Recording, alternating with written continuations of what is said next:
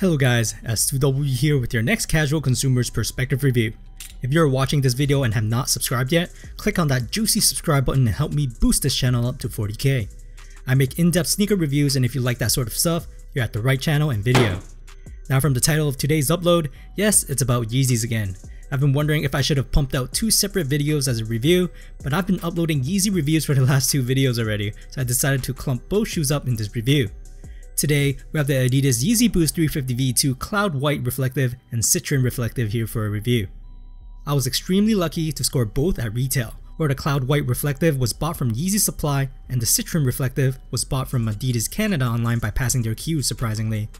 As per the usual, stock for the limited 3M reflectives were extremely low. In Canada, about 60 pairs give or take for each colorway were released here online.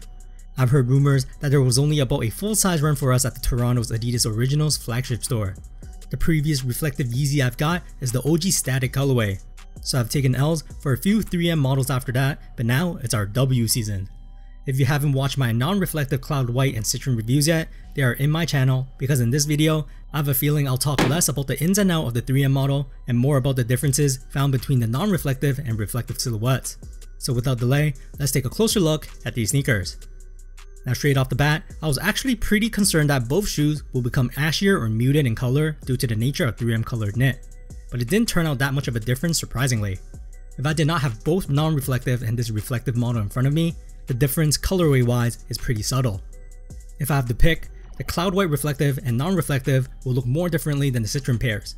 Essentially, the knitting that accentuate the patterns of each shoe is the one getting replaced with 3M threads instead, and because the Cloud White has a more vibrant turquoise highlight, the 3M threads replacing that on the 3M model will look more silverish, or to our eyes, a duller yet shimmery turquoise. The pattern accent on the Citrin is already grey, so a duller yet shimmery grey on the 3M model Citrin won't change much. Now obviously, the 3M look is what sets them apart, but you won't see that easily. Pattern wise though, under regular situations, there are some interesting differences that you can immediately tell if someone is flexing the 3M version or not. At the toe box area of the lateral side of the 3M model, the speckled pattern is blended in with the base colorway, so it's like a patch of just plain prime knit at the tip of the shoes. If you can also see at the heel of the sneakers, the accentuated pattern disappears again right under the stripe where the heel tab was supposed to be on other colorways. So now a huge patch of just emptiness is seen here, and instead it seems like they've decided to add 3M accents on the pull tab of the medial side only, while on the non-reflective version it's blank at the top. Other than that, the pattern seems pretty consistent regardless, but you can definitely tell it's more defined on the non-reflective version with a sharper look, whereas the 3M versions look more scuffed and glitchy if you know what I mean. The 3M threads also appear on the inside of the sneakers, so wherever you see 3M outside, you'll see it inside as well. Other than that, everything is essentially the same. The prime knit that's not stretchy but still flexible, the inner toe box cage that reinforces the shape and strength of the knit, the inner wall lining with ankle cushioning for comfort, the 3M reflective adidas stripe at the heel seen on both the non-reflective and reflective model. Basically almost everything is the same. Unfortunately though, the 3M version of this shoe does not come with reflective laces, which would have set them apart even further in my opinion, but guess not this time. The iconic crisscross stitching design is still part of this colorway, nothing changed there, whereas on the inside, it's still covered up with a fabric strip basically to prevent it from scratching our feet. The insole is exactly the same as the non-reflective versions, with the top bearing the Adidas and Yeezy branding, and underneath is the unique indents and patterns.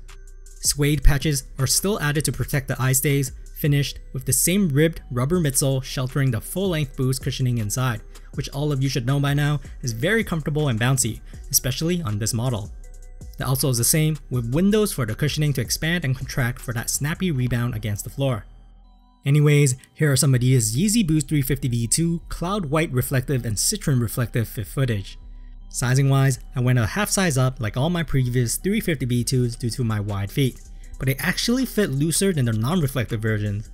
I think it's because the 3M threads are not as tightly knitted on this model, so I actually think I could have stayed true to size to be honest.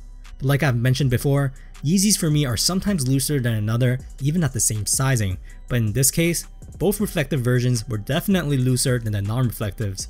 The Cloud White Reflective was a lot looser with the pair I got. Now since these are sold out, I guess if you have a pair for yourself, you would have to pray it won't be too loose, but I was also wearing thin socks during this, so thicker socks may ease that problem a bit. But if you're on the hunt as a collector, you may be able to go true to size for a tighter fit. My Citrin reflective was not as loose as my cloud white reflective, but they are still looser than the non-reflectives. Other than that, here are some footage when it's under 3M conditions. Because of where they decided to stitch in the 3M threads, it's a bit awkward on this pair in my opinion. It's like they decided to go head on the medial side, which looks awesome, but then on the lateral end, where everyone will usually see, there's only a small patch of 3M reflection under the stripe. It doesn't even reach the back nor the toe box, so it looks off in my opinion.